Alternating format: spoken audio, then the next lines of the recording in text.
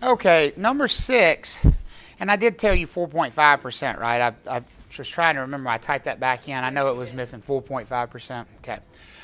So number 6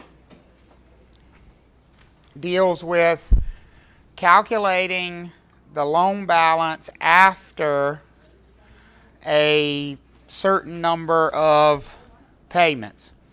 And in this case, they wanted how many payments? 2, exactly. They wanted 2 payments. So what we need to do anytime they're asking us for a balance after, morning Caitlin, how are you?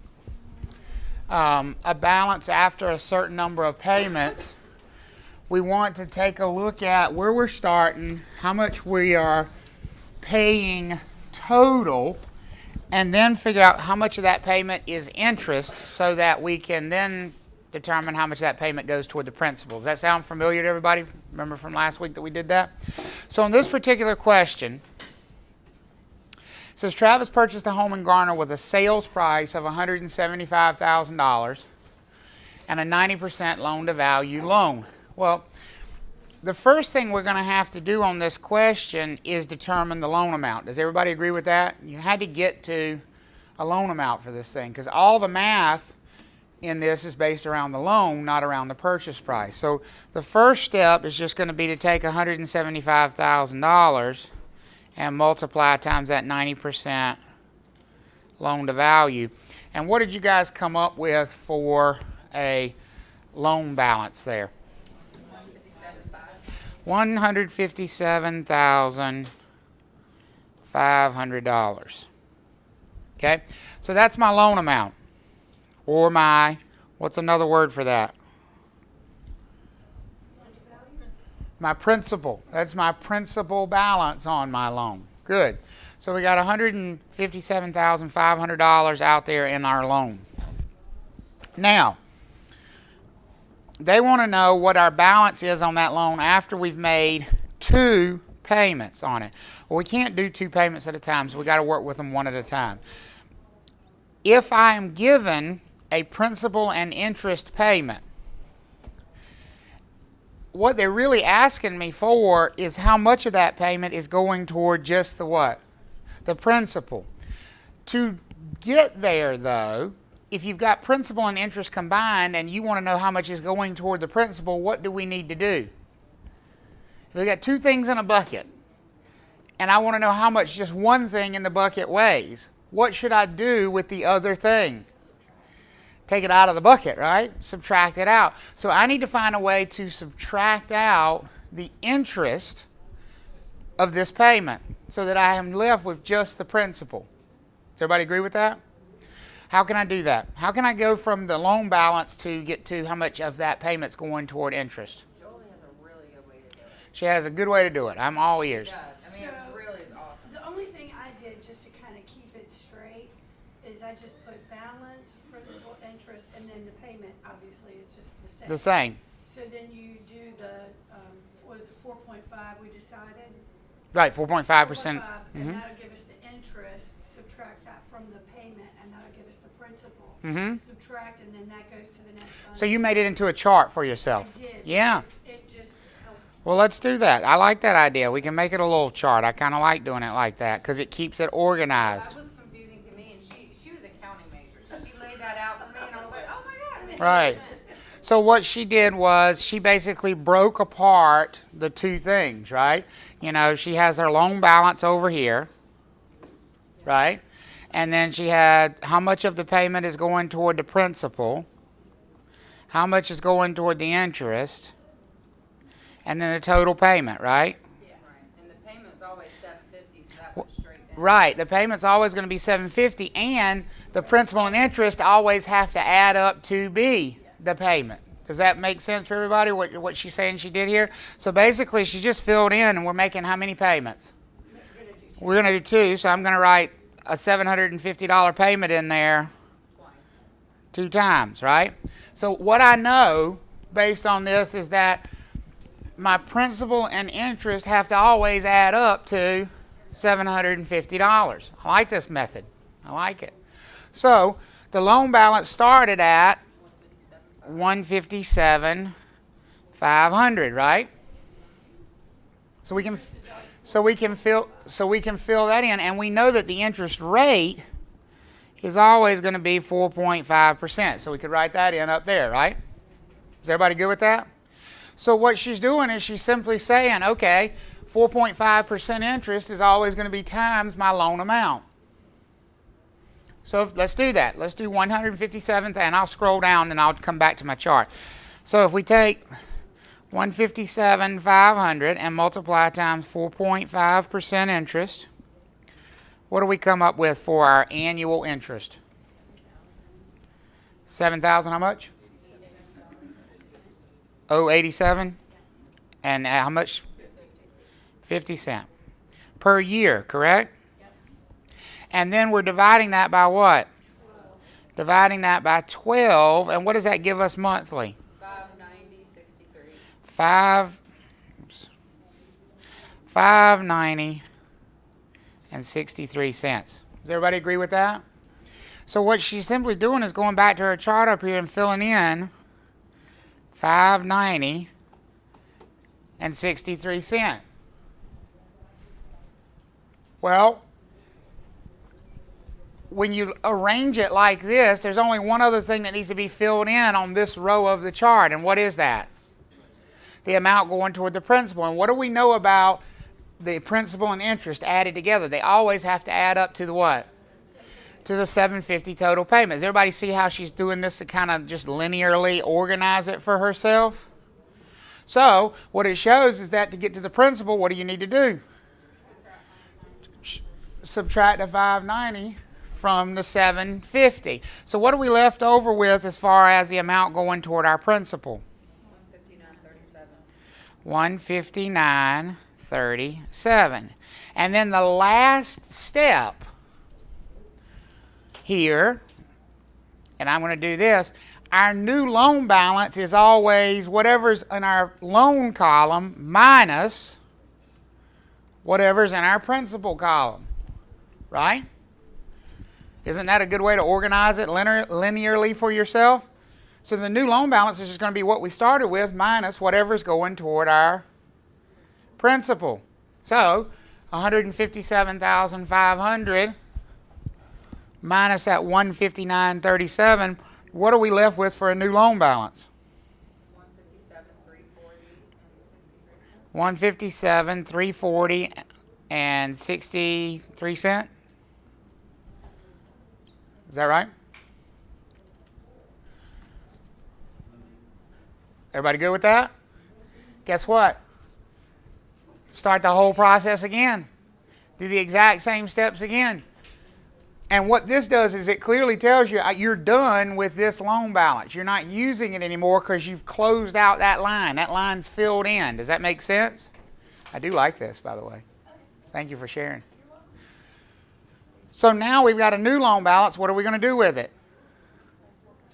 Multiply it times the interest rate because we need to fill in that interest rate column. So we're going to do 157.34. We'll erase this, get it out of the way. So I got some room to work here. Now we got 157.340 and 63. Is that what it was? Times 4.5% interest. And what do we come up with for annual interest now? 7080.33. And if we divide that to monthly, take it down to 12 months. 590.02 or 03. $590.03, 2 cents, whatever you got is fine. Okay, so just fill that back in up here. 590 and 3 cents, right?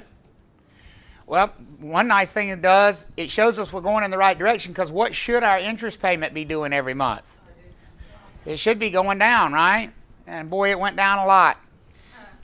We paid a whole 60 cents less interest this month. Hey, but that's 60 cents more that's going toward right.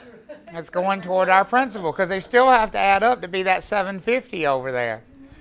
So, you know, again, just kind of keeping it blocked off here. The only thing we're left with that we need to fill in is the amount going toward our what? Toward our principal, and that's always going to be our total payment of $750 minus what we paid in interest. So what's $750 minus the $590.03? $159.97.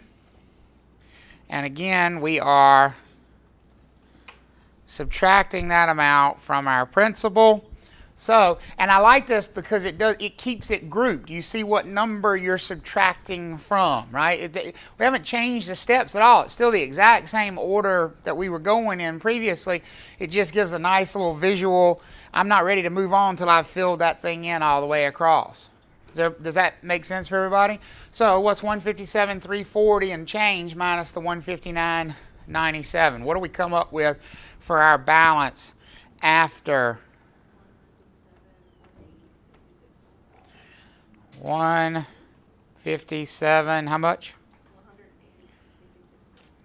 180 and 66 cents. 157, 180 and 66 cents after those two payments. Is everybody okay on how to get there? How we calculate that?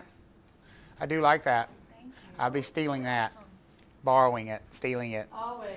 Yeah, well, it's going out to YouTube, so you just shared it with the world. So. Because I love when you can take the same steps and make them visually make sense, right? So that people don't have to think as much. You're just kind of filling in the blanks. That's kind of what the commission tree does. It's the same idea. The commission tree just takes something that ordinarily you would have to, I know I need this number, this number, this number, and it makes it into a very visual thing. It does the same thing here. I like it. Because you could keep going, right? You could just keep making another line and payment after payment. And keep right on filling in. Good. Good. I like it. All right, so let's look at number 7 then. Now, number 7 is the exact same type of problem. They only want one payment here, but they've given us a wrinkle this time. They did not just give us the PI payment. They said, what would be the remaining balance after the first payment on an initial loan balance of $325,000 at 4.25% interest if the PITI, what does that PITI stand for? Principal, interest, taxes, and insurance. This is the escrowed payment. This is when we're adding in taxes and insurance to our monthly payment. And why did we say that we do that in some cases? Because they don't trust you to pay them. Because the lender doesn't trust us to make these payments. Think about it. How many people have an extra $5,000 sitting around? In what month? December. In December to pay. Very few of us budget that well. So your lender understands that. So they force you to make your tax payment in monthly increments. And who are you paying the taxes to on a monthly basis? To an escrow account that's held by who? The lender themselves. And then they're going to make that tax payment when it comes due. So when they give us a PITI payment, we're still being asked for the same thing. We still want to know just how much is going toward what? Principal. Just the principal. We just want the P part, right? If I wrote down, write it bigger, PITI, we still only want to know that piece, correct? So we have to subtract the taxes and insurance. So we've got it, and that's the same thing we've been doing all along. We've been subtracting the pieces we didn't need, except previously we only had one piece we didn't need, which was the what? Which was the interest. Now we have 3 pieces that need to be removed from that payment to get down to just the principal. Does that make sense for everybody? Because again, if you go back, if you just look at our little chart here, on our payment, we had, in fact, we could use Jolie's idea and expand on it. We could just make a wider chart. Couldn't we just go loan amount, interest, or do it in order. Principal, interest, tax, insurance, and total. Same idea, right? Just breaking that payment down into pieces, isn't it? And how much did they tell us that total payment was going to be? $1,600 monthly. And what did our loan balance start at? Loan balance of $325,000. So I can fill that in over here. Right? And the interest rate is what? 4.25%. So I can write that in at the top, the same as we did earlier. And again, to get down to just this principal part, what do I need to do with all this other stuff? You need to subtract it out. I need to figure it out so that I can subtract it out. That's exactly right. So let's start breaking those pieces down. You have to take your monthly payment times 12, but then only minus the taxes and insurance once, right? Well, or couldn't I just take the taxes and insurance and break them down to monthly? Either way, right? I could multiply the monthly payment times 12 and then subtract out what I would probably do. What I would probably do is just take the annual taxes and insurance and break it down to a monthly expense. Because if I take that annual $36.24 for taxes and divide it by 12, what do I get for monthly taxes? $302. And then if I take that annual $612 and divide it by 12, what do I get for insurance? $51. Couldn't I go fill those numbers right in over here? $302. Insurance is $51. And that's going to be the same every month. If we were asking us to do several months, we would just, the total would stay the same, the amount going toward taxes would stay the same, the amount going toward insurance would stay the same. The only amounts that change here are the amounts going toward principal and interest. And they total the same thing every month. It's just how much of it is going toward principal and how much of it is going toward interest. Because over time, less goes toward interest and more goes toward principal. Does that make sense for everybody? So now, can we calculate how much of that payment is interest? That's the one last thing we need to find to deduct out here, right? Yep.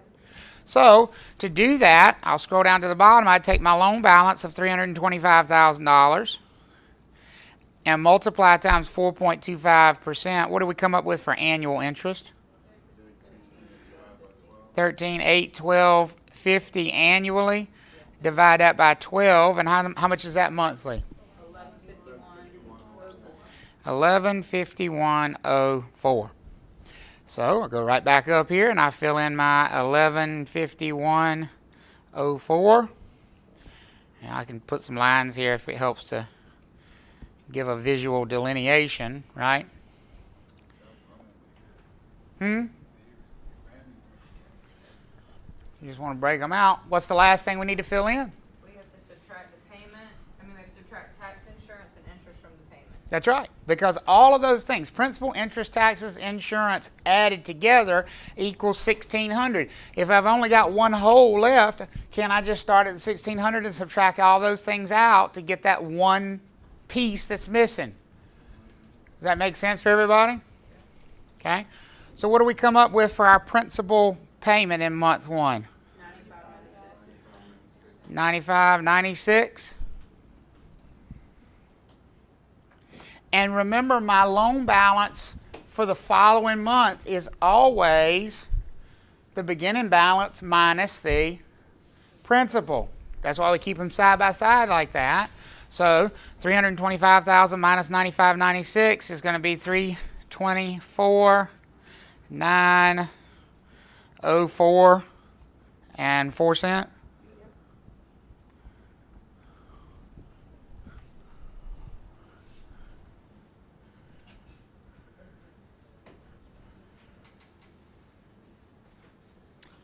I do like that because I think it helps give some order to the chaos. Because you get a lot of numbers floating around. Is everybody okay on that? Or getting better with it anyway? Yeah, 'cause that's good. 'Cause you have all that in your head, now you have it on your Now you got it all laid out, right? And you can see what you're missing. You can see what pieces you're missing when you break it down like that. Exam, we're gonna have a lot of questions just like this? You'd have probably one.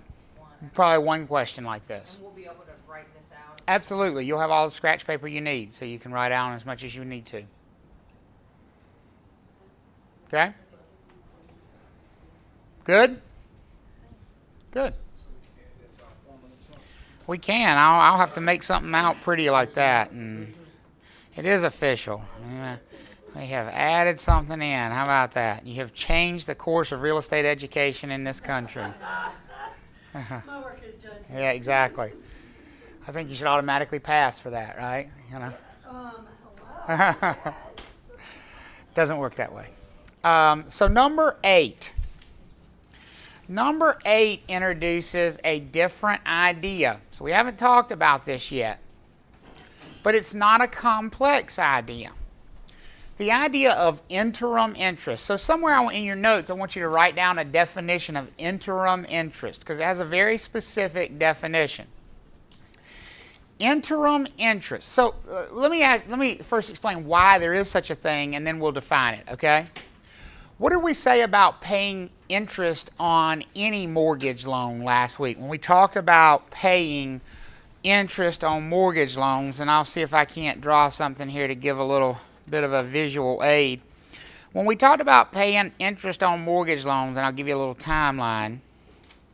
If this was October 1, and then here is November 1, and here is December 1. Okay? And then let's say we got a closing right in the middle of the month. October 15th. Closing. Okay? Everybody understand our little timeline that we got going on here? So I'm going to label this at the top. Interim interest.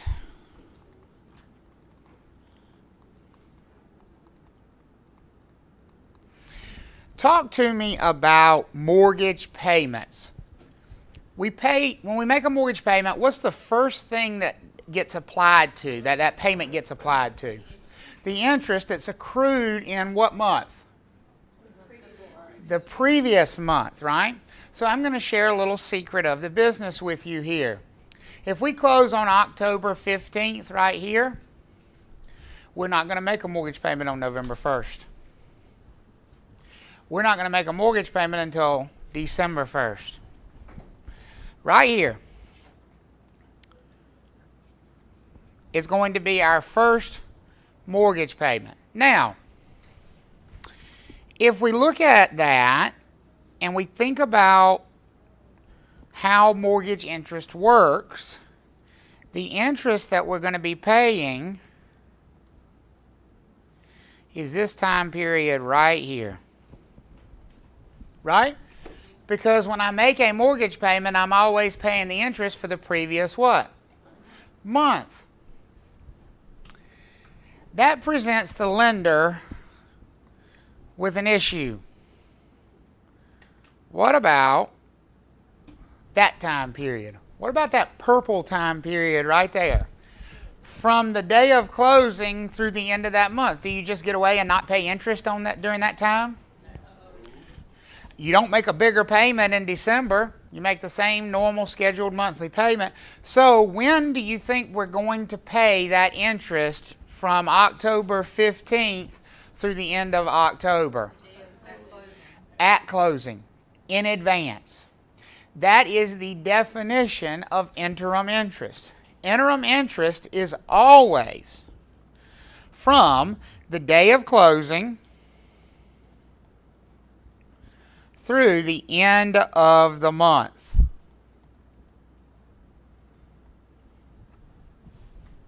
Always, always, always.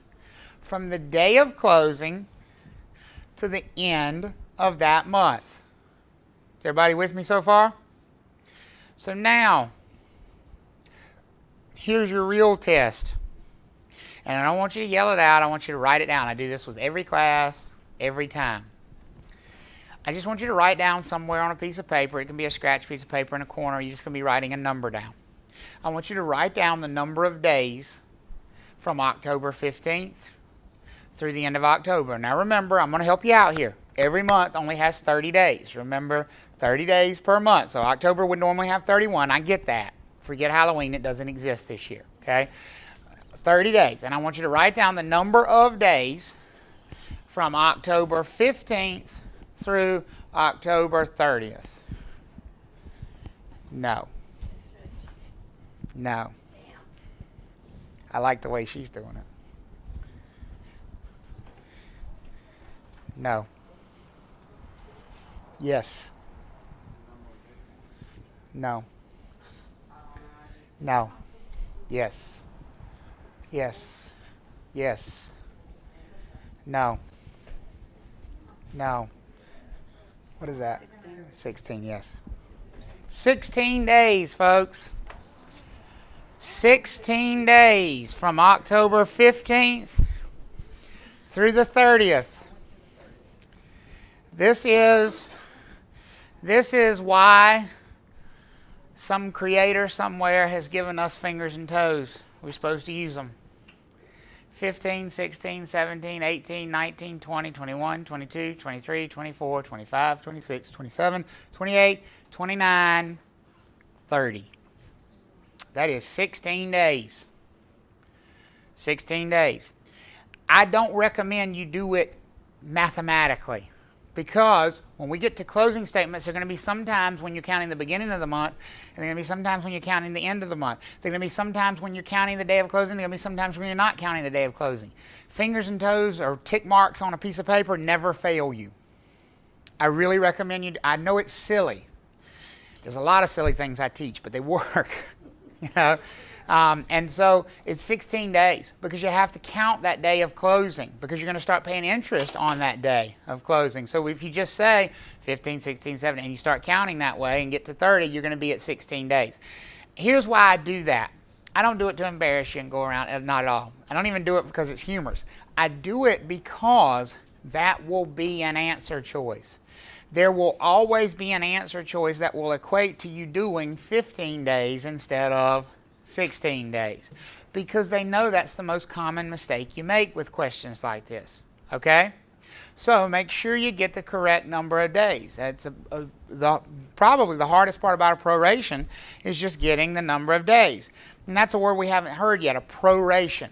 Proration means breaking something down to a daily expense. Sometimes we prorate things between the two parties on the closing statement. So for example, property taxes. Property taxes, well, who owes property taxes for the year? If you're selling the house on October 15th, who owes property taxes for the year? Is it the buyer, the seller, or both? Both. So that's going to be something we have to prorate between the parties. We're going to split that expense up between the parties. Interim interest is a proration that is not split between the parties. Who's getting the new loan? Just the buyer. So who's going to be responsible for interest on the new loan?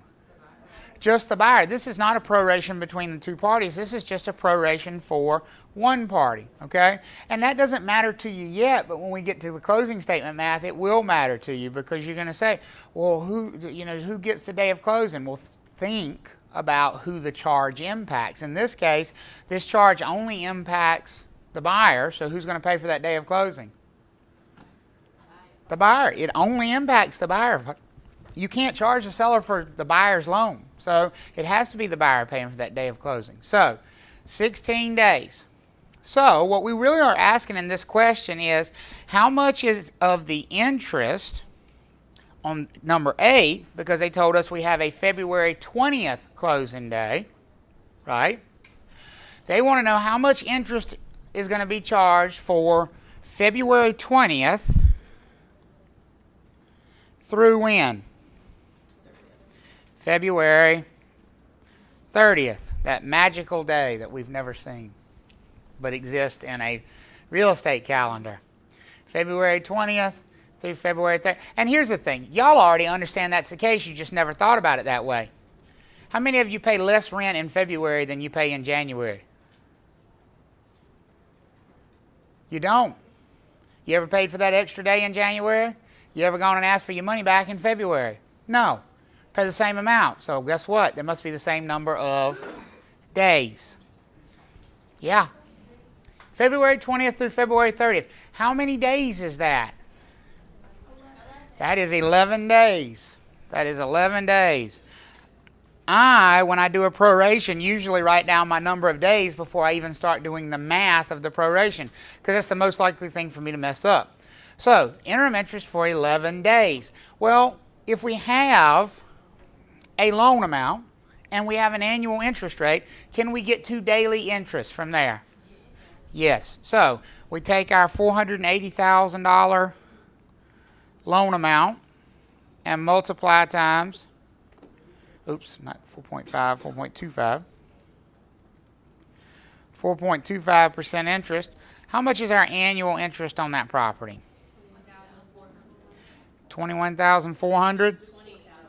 $20,400 per year. And what do we need to do to that to break it down to daily? Divide it by 360. And what does that equal for us? 56.67 per day. And 56.67 per day times what? 11 days. And what do we come up with for our interim interest charge? $623.33.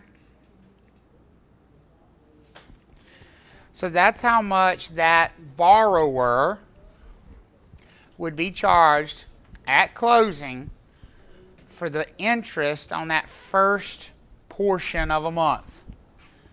Interim interest. Yes, sir, Salim. So when the questions on the test is worded like that, when it says that interim interest payment for February 20th on purchase, that means that it's closing. They won't say closing. Oh, they'll say it either way. So when they say purchase, they mean that Closing. February 20th is the closing date. Okay. Correct. That's your closing date. That's your closing date. Okay? Is everybody good on the idea of interim interest and how to get it? I think the math is fairly straightforward once you remember the interim interest. Please don't show me an interim interest charge that's for like 45 days. If interim interest is from the day of closing to the end of that month, it's always going to be 30 days or less. I've seen them before with like 150 days. I'm like, really? Sometimes you just wonder how they got there. You mean actually physically getting to work? Well, yeah, right. How they actually arrived at class that day, too. Okay. Number 9, discount points. Well, we need to talk about discount points before we can do a discount point math problem. So let's pick that up in our slides here. So discount points are, get started here. Come on. Discount points are basically prepaid interest. Remember that lenders, note holders, because sometimes the note holder is not the lender because the lender has sold that loan, but at some point some investor is going to end up holding a note. And how do they make money off of that note? They charge interest over the life of the loan, correct? And how much interest they make is dictated by what? The interest rate. Is everybody okay with that? The amount of interest. Was that a no? You're not okay with that? Or? Sorry, are we on chapter 14? We are on chapter 14. Yep. So, the amount of interest that is charged is going to dictate something called the investor's yield on that loan. Think of yield as like a crop word, right? Crops have a yield. The more corn you grow per acre, the better your yield is. Well, the higher the interest rate, the better your yield is on a loan, because on a loan, your yield is your crop, is your interest, correct? So, one of the ways that borrowers can kind of control their own outcome is with something called a discount point.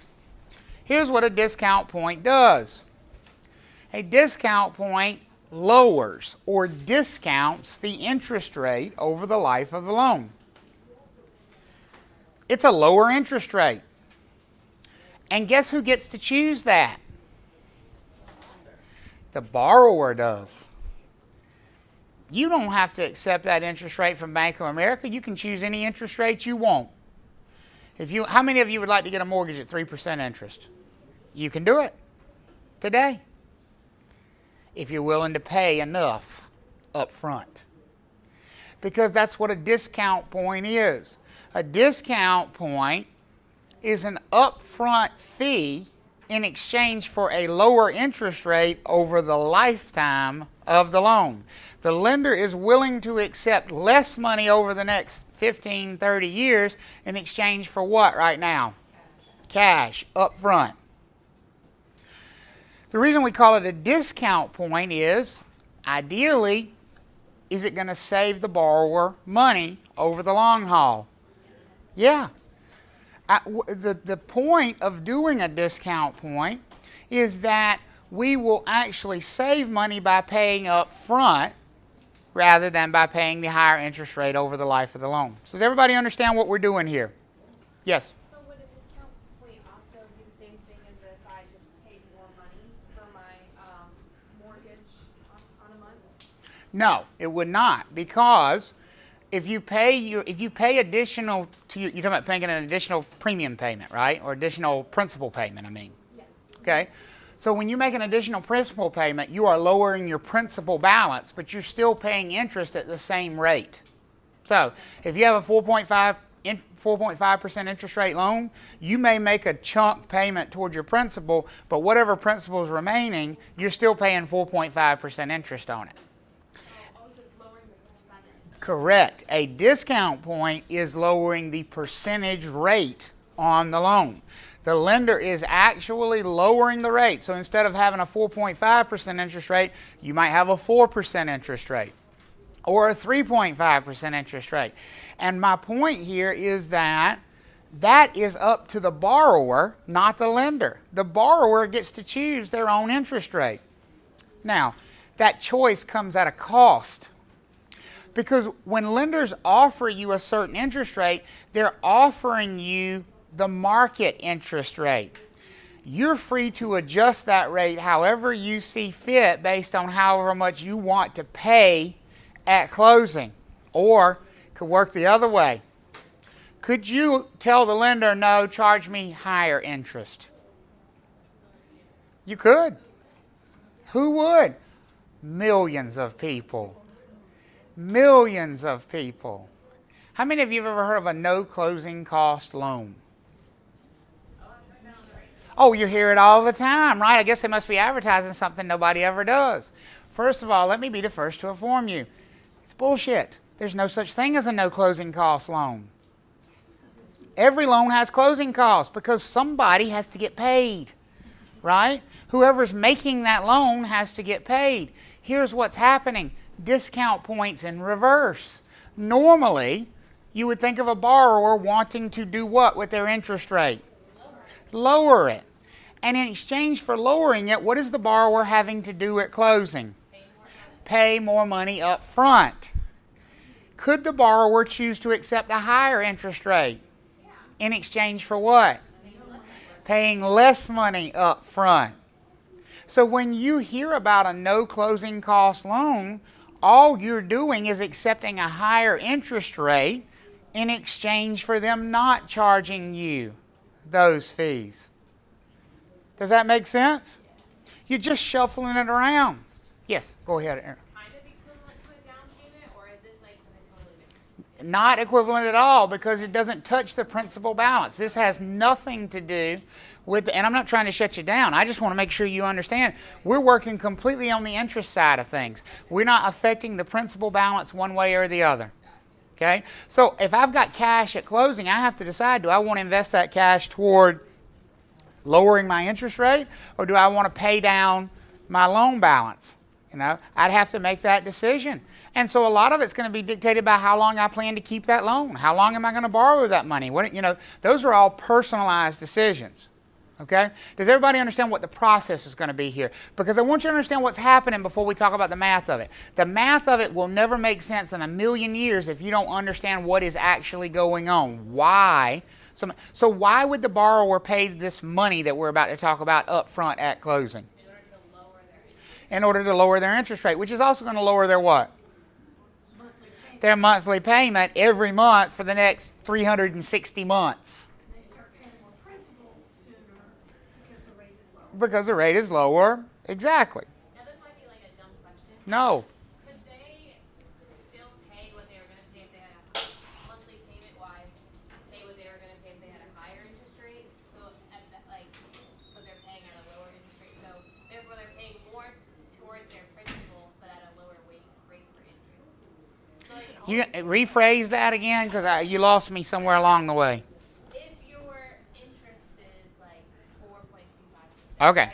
And you're paying like $1,600 a month. Okay. With that loan. But you can do, you know, pay more for your discount points and get like a 4%. yeah, like a 4% interest rate. Can you still pay, like, can you still choose to pay the $1,600 a month at that lower rate so that more money is going straight? You can, yes, now I understand what you're asking. Okay, so the question is essentially, can I make an extra payment toward my principal? Could I buy the rate down and still continue to make the payment as if I had not, knowing that the additional money would be going toward my principal balance? The answer is yes, absolutely you could. And if you didn't have what kind of a clause in your note? What kind? A prepayment penalty clause. As long as you didn't have a prepayment penalty clause in your note, you could do that. Okay? But that's not something you can negotiate, like, say you had that, like, prepayment penalty clause, can you still negotiate to pay that same rate? Who you think you're negotiating with here? You have seriously overestimated your negotiating power. Go into Bank of America and ask them how negotiable they are on their loans. You are dealing with multi-trillion-dollar entities here. They don't know who you are. They don't care. No, you cannot negotiate with them on their terms. You either take their money or you don't. That's the reality of it, right? I mean, I hate to, be so cynical, but it's the truth. It's really how the world works. These are wheels that are much bigger than we are. We either get out of the way or we get crushed. Okay? So, the math of a discount point. Did you have a question there? Oh, sorry. Aranza, sorry. I have a question. Yes, go ahead, Ashley. The more money you put up front, is that going towards the principal? The more money you put up front, what you gotta give me more detail. For the discount points. If you No, want what's it going toward? Stop yourself and answer your own question. You just said the more money you put for what? No, that's not what you said. You asked me, you said up front for what? You said for the, for lower discount points. you said the money you put up front for the discount points, is it going for the principal? That's like saying the money I paid for a hamburger, is it going for my car payment? What's the money going for? It's going for no. The money I paid for my hamburger, what's it going for? So the money you pay for discount points, what's it going for? Discount points. That's all. That's all you bought was a discount point. No, it's not going towards your principal. I'm glad you asked it too. You see what I mean? That's why I want you to turn these ideas around in your head. That's why I say the math will never make sense if you don't have the idea locked in, right? A discount point doesn't impact the principal balance of the loan at all. It has no impact whatsoever on the principal, on the amount you're borrowing, how fast you're repaying it, nothing. It only impacts the interest rate being charged. That's it. Okay, so you're buying a lower interest rate? She just gave the perfect answer, right? She said, I am buying a lower interest rate. Is that not exactly what a discount point is? Yes. That's it. Okay. That's what you're doing. You're buying a lower interest rate. So let's talk about how much it costs to buy a lower interest rate. Yes, ma'am, Ariana. Something just like, Okay.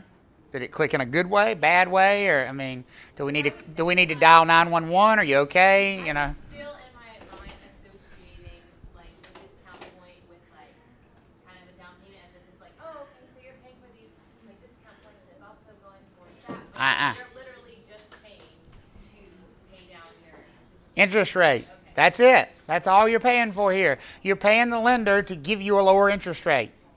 That's it. And paying them up front to do so. Okay? Is everybody with me on so far on the idea? So, well, Ashley said it's not a tough choice if you don't have the money. Ain't that the truth, right? Yeah, you could say that for a lot of things in life, right? You know, it's not a tough choice for me to spend Christmas in Hawaii because I don't have the money. So it might be a tough choice if I could afford it, but I cannot. So I will spend it here. Okay? By the way, that's always my dream to spend. I've been to Hawaii several times, but to spend Christmas in Hawaii. And by the way, if you ever look into that, you may as well have bought the state of Hawaii if you plan to spend Christmas there. It is astronomically expensive during that time of year. So apparently, I'm not the only one who's had that idea. Like a coach plane ticket is like $3,000. Yes. Oh, it's no. They're pretty aware that Christmas thing's coming every year at the same time, so they got that one priced out. Yes, they do. Absolutely. All right, so let's talk about the math of the discount point. How much do they cost? And what impact do they have? Because they're two different things, okay? The first number you see here is the cost. So I want to put in that note, cost. This is what you pay. This is what you pay. This is the price.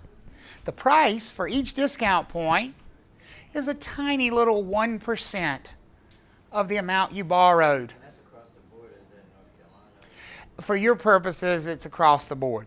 In real life, they may price them differently, but for test taking purposes, across the board, 1%. So if I'm borrowing $100,000, how much is one discount point going to cost me? $1,000.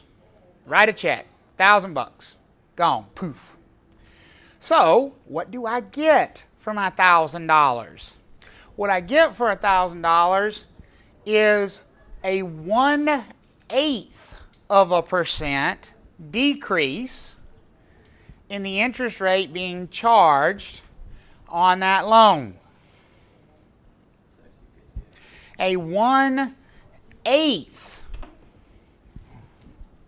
Not 1. 1/8. How many of these would it take to lower the interest rate a full 1%? 8 of them.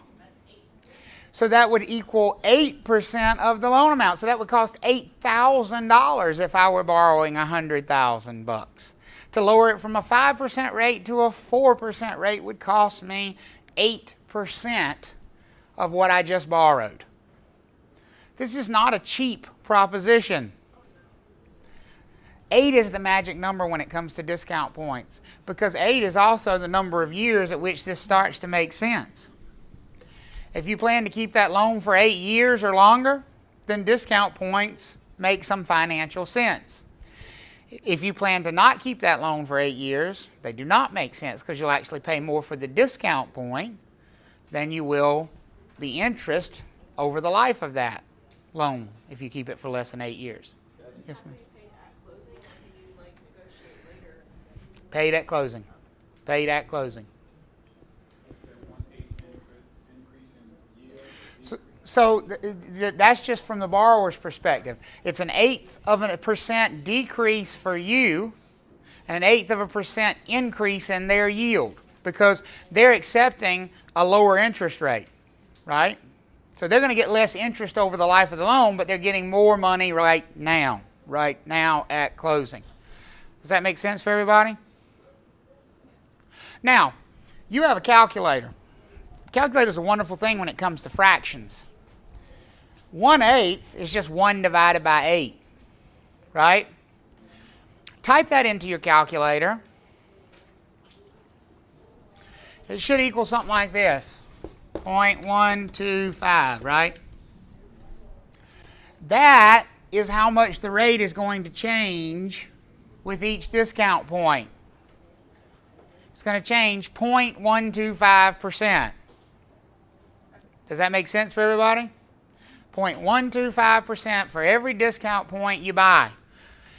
If you buy 2 discount points, you could take 0.125 and multiply times 2. The other thing you could just do is type 2 divided by 8. It's the same thing either way. And if you buy 3 discount points, you could type 3 divided by 8. Would that always tell you how much the rate is going to change? Okay, so let's do a couple of examples and look at this. The first one here says Fred secured an $89,000 loan and was required to pay 3 discount points. How much did he pay in points? He got an $89,000 loan and he was required to pay 3 discount points. We want to know how much he paid in points. Now, what was the cost? I'm going to write these things down here on the board so we can just keep up with them.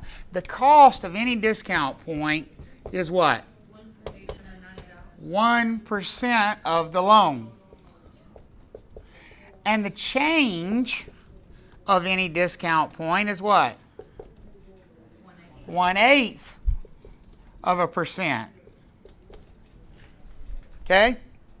What are they asking us about here? Are they asking us about cost, change, or both? How much he paid. So just the cost of how many discount points? 3. And how much does each cost? 1%, right? 3 times 1%. How many percent of the loan are we looking at? 3%, correct? Is everybody good on that? Now all we need is a loan amount.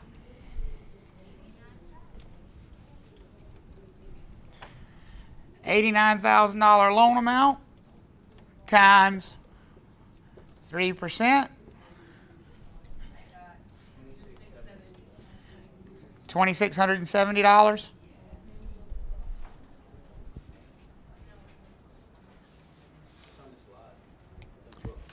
It's on the next one. $2,670 is the charge for those discount points. Does that make sense for everybody? Okay. And we don't know what his interest rate was, but we know it was going to change it by how much? 3/8 of a percent. And if you wanted to do that as a decimal, you could just do 3 divided by 8. What is it? 0.375. The rate would have changed. So far, so good? Okay. What's the loan discount expense if the buyer is purchasing a $99,000 home and the lender is charging 2.5 points? So what are we going to be doing here? Figure out the price per point. You can figure out the price per point, right? So that's going to be what? $990? If you do price per point, because that would be time, or with her method, you just do times 2.5, right? Because she figured price per point. So she did $99,000 times 1% to get the cost for 1 point times 2.5 points. Or you could just do $99,000 times 2.5%.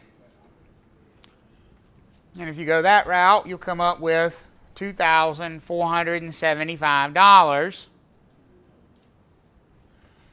for that charge. Okay? Oops.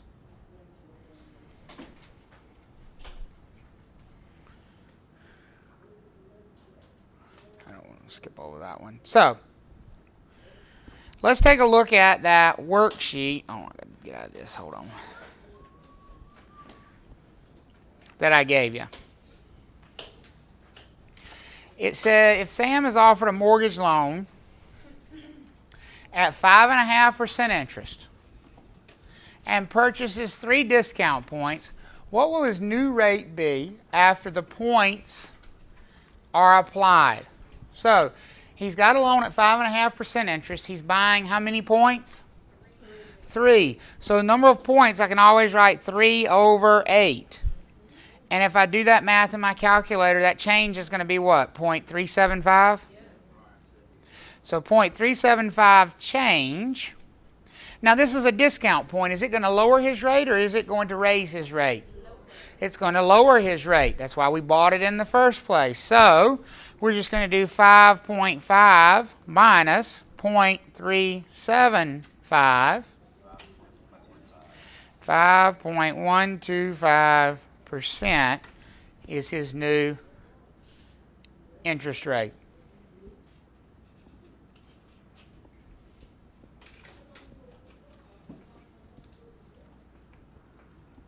Okay on that? Good. Number 10, how many discount points will be required to buy an interest rate down from 6.25 to 6? Well, in this case, they didn't tell us how many points. They asked us for how many points. But what we do know is how much the rate changed. Couldn't we say 6.25 minus 6 equals a 0.25 change? Right? What did I say the magic word was? A magic number, not word. 8, right? We've been dividing by 8 up to this point. When we were trying to figure out how much the change was, we divided by 8. Couldn't we, if we had the change, couldn't we multiply that times 8 to get to the number of points? 0.25 times 8 would be how many points?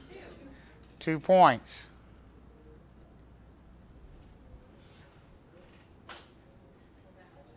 And I've had some people say well, they could just divide the 0.25 by 0.125, right? Because they know each point is 0.125 as far as the change goes, right? Each one equals 0.125, so either way you're going to get 2.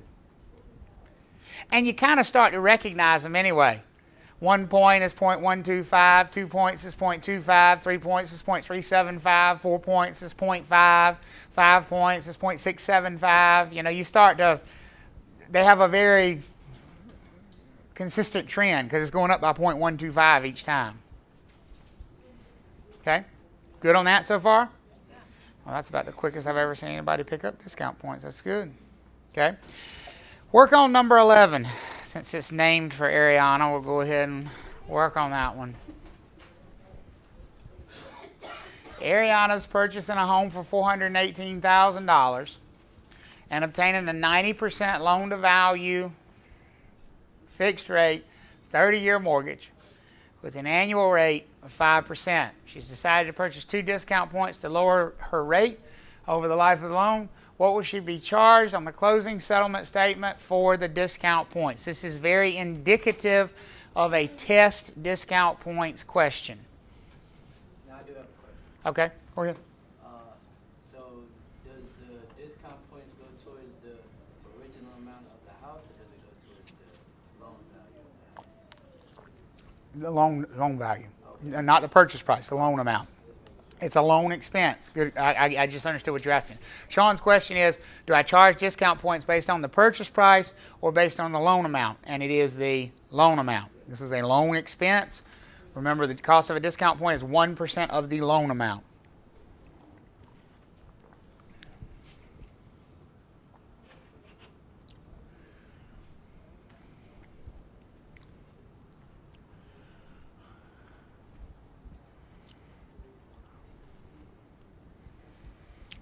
You're fast. You already did them.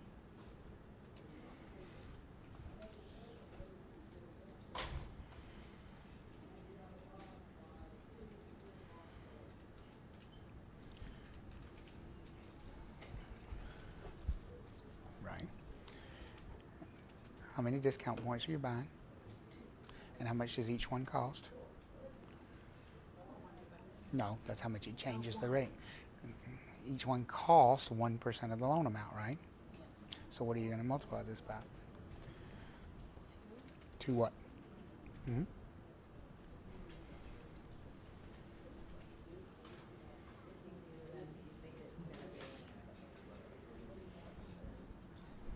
Okay, so step 1 in figuring up the cost of discount points is figuring up the loan amount. I always need to know the loan amount because I got to charge it based on that loan amount. Everybody agree with me on that? Okay. So let's figure out my loan amount. If I have a purchase price of $418,000 and I have a 90% loan to value loan, what do we come up with for our loan amount? $376,200 for my loan amount. And I am purchasing 2 discount points. So how many percent of that loan amount am I charging? 2%, not 2/8. That's the change in the rate, remember? So with discount points, if you struggle with when to use the 1/8 and when to use the 1%, you should probably just start writing this down. Cost equals 1% of the loan. Change equals, and in this case, what am I asking myself for? I'm asking myself for cost. Okay, so it's going to be times 2% of the loan amount. And what do we end up with for that cost?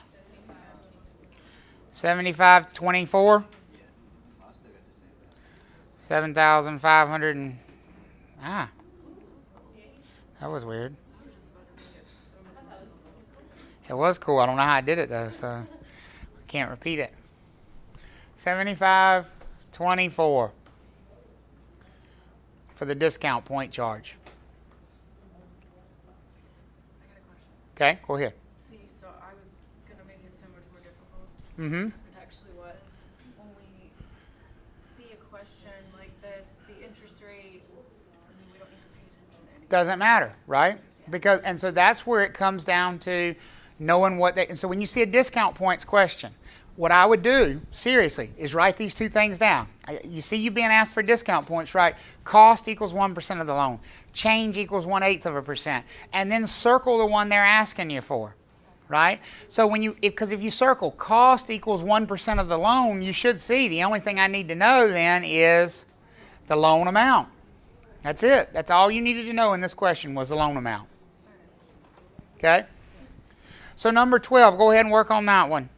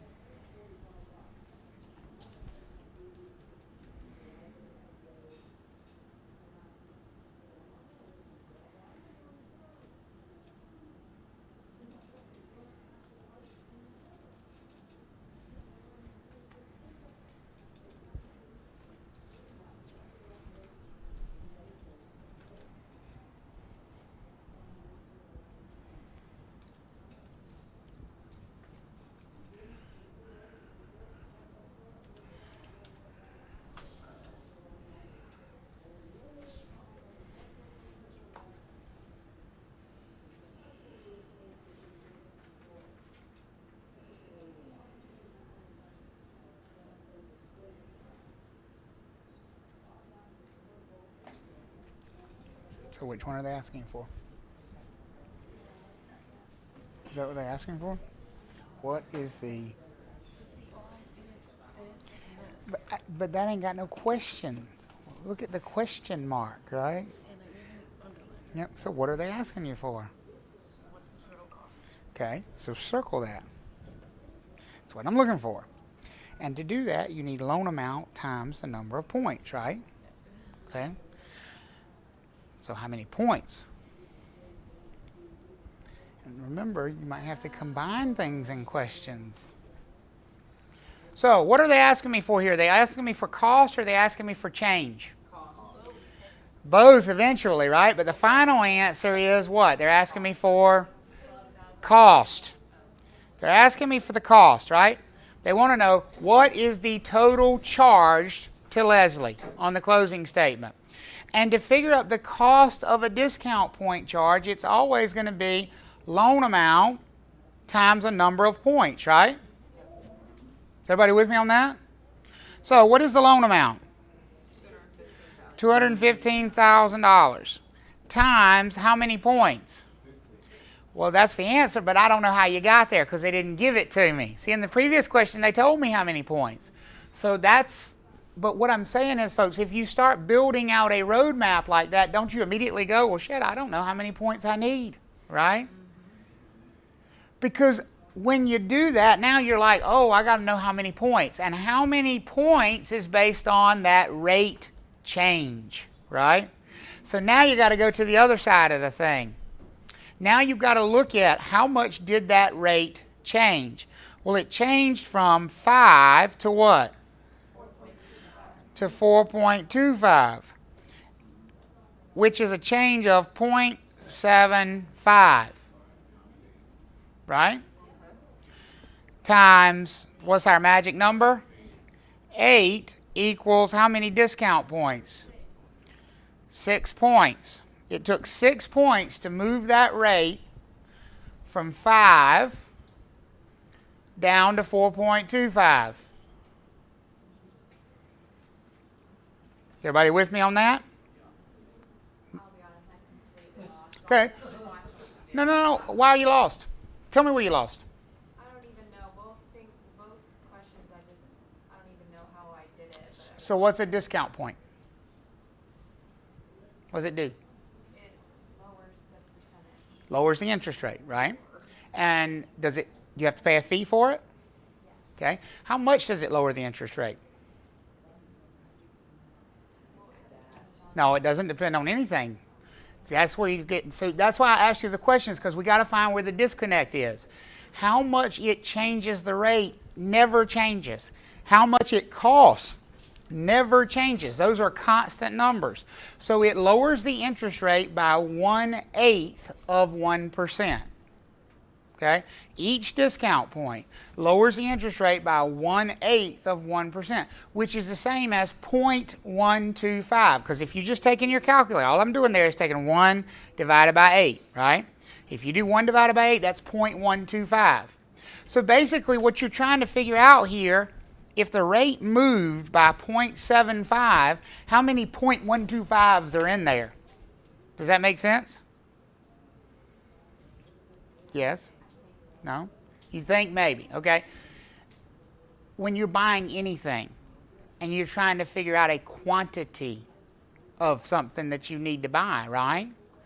When you're buying anything, and you're going to figure out how many of them you need, right?